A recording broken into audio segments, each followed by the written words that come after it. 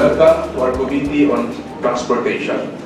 Today is a shining moment for the Committee on Transportation because today, actually for years already, we have been living in a transport crisis.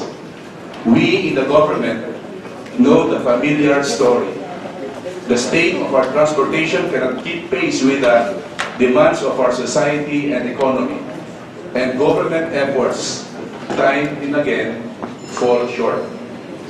The result, alam niyo na po. We endured the long queues and glitches of our trains. The delayed and cancelled flights means missing important milestone affairs like weddings and even not saying our last goodbye to a loved one. We ride vessels that are safety hazards. Our businesses suffer unnecessary losses because of traffic jams. And traffic jams ruin our Filipino families because more time in our roads are lesser times for our loved ones. We have been living in this transport crisis for quite some time already. This crisis tests the limits of the Filipinos' resilient spirit. And it tests the Filipinos' pockets as well. Traffic congestions cost us 2.4 billion pesos daily, which will become 6 billion pesos by 2030. How much more resilient do we want to be? Think about this. In a transport crisis, it appears that we cannot even properly exercise our fundamental human rights. What is the right to education if our children cannot go to school? Literally. What is the right to health? Sa isang nag-aagaw buhay if hospitals are hours away because of traffic.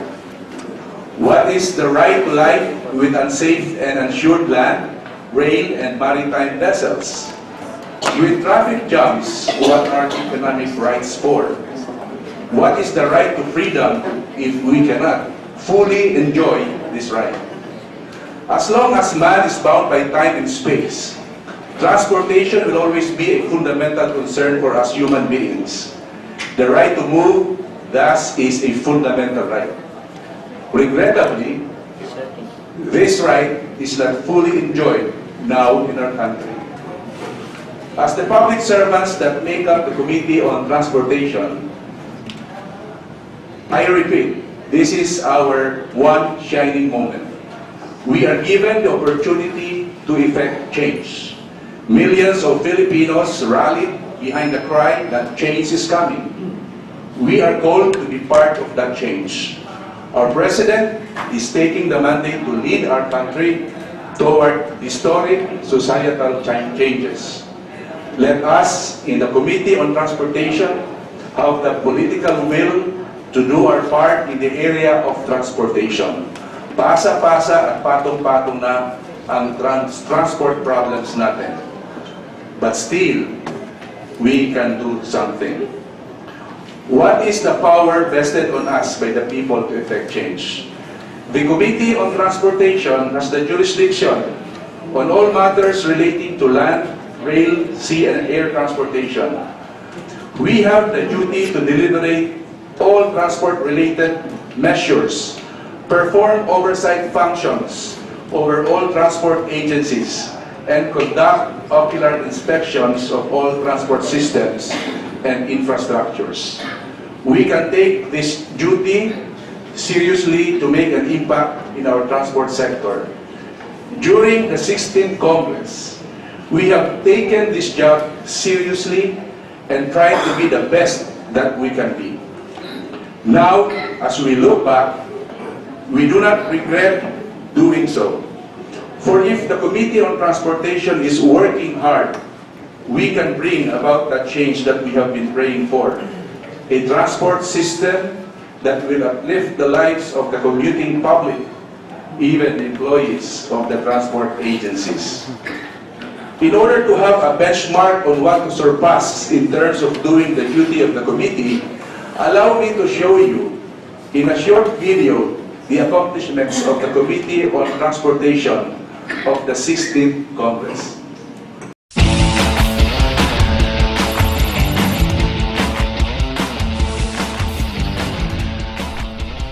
Committee on Transportation would like to welcome you to take a quick look at our journey from 2013 to 2016. The committee held its first organizational meeting last October 16, 2013. Since then, the committee held a total of 76 committee meetings. This paved the way for the passing of transportation laws, a huge impact in our country. Aside tackling bills, the committee also focused on the concerns of the riding public. The committee also held 7 ocular inspections to ports and airports nationwide.